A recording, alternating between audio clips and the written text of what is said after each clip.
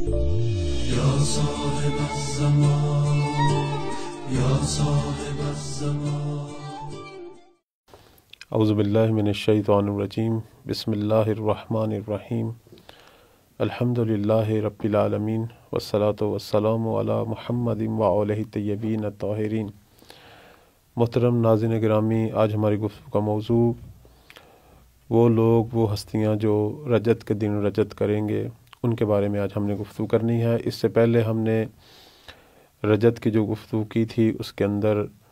قرآن اور سنت سے دلائل جو ہیں جو رجت کے اس بات پر ہیں وہ آپ کی خدمت میں بیان کیے تھے،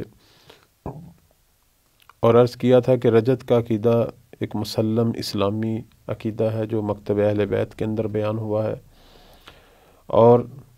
رجت کی یہ عظمت ہے کہ اس کے حوالے سے ائمہ علیہم السلام یہ فرماتے ہیں کہ یہ ایام اللہ میں سے ہے۔ مولا امام صادق علیہ السلام کا فرمان آپ کی خدمت میں بیان کرتے ہیں، فرماتے ہیں کہ ایام اللہ، اللہ کے جو دن ہیں وہ تین ہیں، ایک قائم علیہ السلام کے قیام کا دن، اور دوسرا رجت کا دن، اور تیسرا جو ہے وہ قیامت کا دن۔ اور رجت وہ دن ہے کہ جس دن انبیاء، ائمہ، ان کے اصحاب، ان کی امتوں کے صالحین، عام مومنین جو تمنا رکھتے ہوں گے اس دن کو دیکھنے کی، اسی طرح خالص مومنین اور خالص کفار اور خالص منافقین، البتہ ان میں سے کچھ لوگ، یہ بھی رجعت کے دن جو ہے وہ پلٹیں گے۔ اور ان تمام افراد کے حوالے سے ہمارے پاس روایات کا ذخیرہ ہے۔ البتہ روایات کی قسمیں، بعض روایت بطور کلی انبیاء اور ائمہ کے پلٹنے کی طرف اشارہ کرتی ہیں اور مومنین کے رجعت کرنے کی طرف اشارہ کرتی ہیں، بعض روایات ان کا عدد بیان کرتی ہیں، اور بعض روایات باقاعدہ نام لیتی ہیں۔ تو ہم ترتیب سے جو ہے کچھ چیزیں آپ کی خدمت میں بیان کریں گے۔ سب سے پہلے وہ روایات اور احادیث کی طرف اشارہ کریں گے کہ جو بطور کلی جو ہے کچھ انبیاء اور ائمہ یعنی ان کے اوصیاء کے پلٹنے کی طرف اشارہ کرتی ہیں۔ اس حوالے سے ایک آیت جو کہ سورہ غافر کی 51 نمبر آیت ہے، اس کے اندر پروردگار فرما رہا ہے کہ اعوذ باللہ من الشیطان الرجیم، انا لا ننصر رسلنا والذین آمنوا فی الحیات الدنیا ویوم یقوم الاشہاد۔ اس آیت کی تفسیر کے اندر مولا امام جعفر صادق علیہ السلام فرماتے ہیں کہ خدا کی قسم یہ آیت رجعت کے زمانہ میں تحقق کرے گی۔ آیا تم نہیں جانتے کہ انبیاء علیہ السلام کی دنیا میں نصرت نہیں ہوئی اور وہ قتل ہوئے، اسی طرح ائمہ علیہ السلام بھی قتل ہوئے، لیکن یہ نصرت اور کامیابی رجعت کے زمانہ میں تحقق کرے گی۔ یعنی وہ انبیاء جن پر ظلم کیا گیا، جنہیں شہید کیا گیا، اسی طرح وہ ائمہ جنہیں مظلومانہ انداز سے شہید کیا گیا، یہ ہستیاں اٹھیں گی اور زمانہ رجعت کے اندر وہ دین اور مکتب جس کی خاطر قربانیاں دی ہیں اس کی کامیابی کا دن جو ہے وہ امام کے زمانہ ظہور کی شکل میں جو ہے یہ دیکھیں گے۔ اسی طرح کچھ ایسی روایات بھی ہیں کہ جو اعداد کے ساتھ انبیاء کے دوبارہ اس جہاں کی طرف پلٹنے کا ذکر کرتی ہیں۔ بے عنوان مثال مولا امام جعفر صادق علیہ السلام کا فرمان ہے کہ جب حضرت امام حسین علیہ السلام اپنے شہید اصحاب کے ساتھ رجعت فرمائیں گے، یعنی شہداء کربلا کے ساتھ زمانہ ظہور کے اندر رجعت فرمائیں گے، تو ان کے ساتھ 70 انبیاء بھی رجعت فرمائیں گے۔ اسی طرح ہم وہ روایات بھی دیکھتے ہیں کہ جو بعض انبیاء اور ائمہ علیہم السلام کا نام ذکر کرتی ہیں اور نام کے ساتھ ان کی رجعت کو بیان کرتی ہیں۔ بے عنوان مثال مولا امام جعفر صادق علیہ السلام کا فرمان ہے کہ بلا شبہ حضرت دانیال اور یونس علیہم السلام دونوں امیر المومنین علیہ السلام کے ساتھ زمانہ رجعت میں دنیا کی طرف پلٹیں گے اور پیغمبر اکرم کی رسالت کا اقرار کریں گے، اور ان کے ساتھ 70 کے قریب اور افراد بھی جو ہیں اٹھائے جائیں گے جو ان کی امتوں کے صالحین میں سے ہوں گے۔ اسی طرح ہم مولا امام زین العابدین علیہ السلام سے بھی روایت دیکھتے ہیں جس میں آپ فرماتے ہیں کہ رجعت کے دن آپ کی طرف امیر المومنین اور تمام ائمہ علیہم السلام جو ہیں وہ پلٹیں گے۔ اب یہ سوال ہے کہ سب سے پہلی ہستی کون رجعت کرے گی؟ تو اس میں تقریباً ہمارے ائمہ علیہم السلام سے جو منقول روایات ہیں ان کے اندر جو ایک متفقہ بات سامنے آتی ہے وہ یہ کہ سب سے پہلی ہستی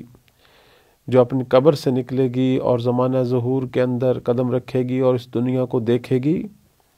وہ سرکار امام حسین علیہ السلام ہے۔ مولا امام جعفر صادق علیہ السلام فرماتے ہیں کہ اول من یرجع الی الدنیا الحسین ابن علی، کہ سب سے پہلے فرد جو دنیا کی طرف پلٹیں گے، دنیا کی طرف لوٹیں گے، وہ امام حسین ابن علی علیہ السلام ہوں گے۔ اسی طرح ہم ایسی روایات اور احادیث بھی دیکھتے ہیں کہ جو گزشتہ جو امتیں تھیں ان کے صالحین کی رجعت کا ذکر کرتی ہیں۔ ان امتوں کے اندر جو نیک اور صالح لوگ تھے، جن کی قربانیاں تھیں،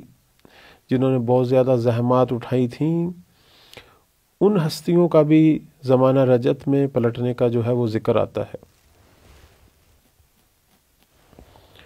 بے عنوان مثال اصحاب کہف کا ذکر آتا ہے، مومن آل عمران کا ذکر آتا ہے۔ اسی طرح ہم پیغمبر اکرم صلی اللہ علیہ وآلہ وسلم کے بعض اصحاب، اسی طرح ائمہ معصومین علیہم السلام کے بعض اصحاب کے نام دیکھتے ہیں، جیسے جناب سلمان فارسی کی رجعت کا ذکر ہے، جناب مقداد مالک اشتر، ابو دجانہ انصاری، اسی طرح عبداللہ ابن شریک عامری، اور بھی بہت سارے لوگ ہیں۔ ائمہ علیہم السلام کی بعض اولاد کا جو ہے وہ پلٹنے کا ذکر ہے، بے عنوان مثال جیسے مولا امام جعفر صادق علیہ السلام کے فرزند جناب اسماعیل، اسی طرح بعض دیگر جو افراد ہیں جو ائمہ کے زمانے میں تھے جیسے حارث، عقیل، جبیر، ان لوگوں کے نام لیے گئے ہیں کہ یہ بھی زمانہ رجعت میں پلٹیں گے اور مولا امام مہدی علیہ السلام کی حکومت کا نظارہ کریں گے۔ اسی طرح کچھ روایات ایسی ہیں جو یہ بیان کرتی ہیں کہ وہ مومنین جو اپنے دل میں آرزو اور تمنا رکھتے تھے کہ ہم مولا امام مہدی علیہ السلام کے ظہور کا زمانہ دیکھیں اور ہم اس زمانے کی سعادتوں کو پائیں، اور یہ آرزو ان کے دلوں میں تھی، چاہے ان کا تعلق کسی بھی زمانے سے ہو، کسی بھی امام کے دور سے ہو، کسی بھی ملت و قوم سے ہو، ان لوگوں کو بھی پلٹایا جائے گا۔ حتیٰ کہ ہم یہ دیکھتے ہیں کہ بعض ائمہ علیہم السلام کے اصحاب اماموں سے اپنی خواہش کا اظہار کرتے تھے کہ ہم زمانہ ظہور کو پانا چاہتے ہیں، ہم زمانہ ظہور کو دیکھنا چاہتے ہیں۔ بے عنوان مثال مولا امام جعفر صادق علیہ السلام سے جب ان کے اصحاب نے یہ تقاضا کیا اور ان کی خدمت میں یہ آرزو بیان کی تو مولا نے فرمایا کہ میں تمہیں ایک ایسی دعا کی تعلیم دیتا ہوں کہ اگر تم 40 دن اس دعا کو پڑھو تو اپنی اس آرزو کو پالو گے۔ اور امام نے جو ہے وہ دعائے عہد کی تعلیم دی، اور یہ دعا جو ہے وہ ہماری دعاؤں کی کتابوں میں مثلا مفات الجنان کے اندر موجود ہے۔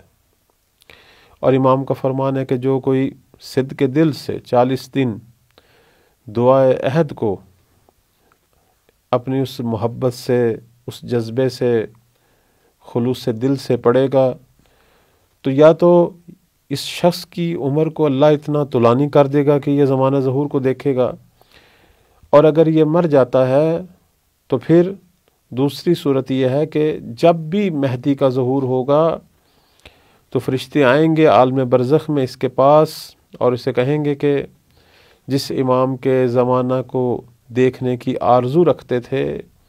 اس امام کا ظہور ہو چکا ہے، لہذا اللہ تمہیں اختیار دیتا ہے کہ تم اس زمانے کی طرف اگر پلٹنا چاہو تو پلٹ سکتے ہو۔ تو ایسے مومنین کی بھی ایک تعداد جو ہے وہ رجعت کے دن جو ہے وہ پلٹے گی۔ اسی طرح ہم روایات میں دیکھتے ہیں کہ وہ کافر، وہ منافق جنہوں نے جرائم کیے تھے، جنایات کی تھیں، جنہوں نے اس زمانے کے اندر دینی اہداف و مقاصد کو نقصان پہنچایا تھا لیکن بستر راحت پہ مرے ہیں، انہیں دنیا میں اپنے اعمال کی سزا نہیں ملی، تو ایسے لوگوں کی بھی ایک تعداد جو ہے وہ رجعت کرے گی، انہیں بھی دنیا پلٹایا جائے گا۔ البتہ یہ اپنے اختیار سے نہیں آئیں گے، انہیں جبراً پلٹایا جائے گا تاکہ دنیا میں دوبارہ ایک عدالت قائم ہو اور وقت کی حجت خدا امام مہدی علیہ السلام کی عدالت کا مزہ چکھیں، اور جو انہوں نے جرائم کیے تھے اس جرائم کی سزا پائیں، اور جن کے ساتھ کیے تھے ان کو بھی اٹھایا جائے گا تاکہ مظلومین کے دلوں کو تسکین ہو اور وہ عدالت پروردگار کا جو ہے وہ نظارہ کریں۔ فرق یہ ہے کہ مومنین کو جب رجعت کے لیے دعوت دی جائے گی تو ان کی رجعت اختیاری ہے، یعنی انہیں اختیار ہوگا کہ وہ بشک اسی برزخ کے عالم میں رہیں یا دنیا کی طرف پلٹیں۔ لیکن ان منافقین یا ان کفار کو جب پلٹایا جائے گا تو انہیں اختیار نہیں حاصل ہوگا بلکہ انہیں جبراً پلٹایا جائے گا۔ تو پروردگار ہم سب کو یہ توفیق دے کہ ہم بھی انہی لوگوں میں سے قرار پائیں کہ جو لوگ امام مہدی علیہ السلام کی حکومت اور اس عظیم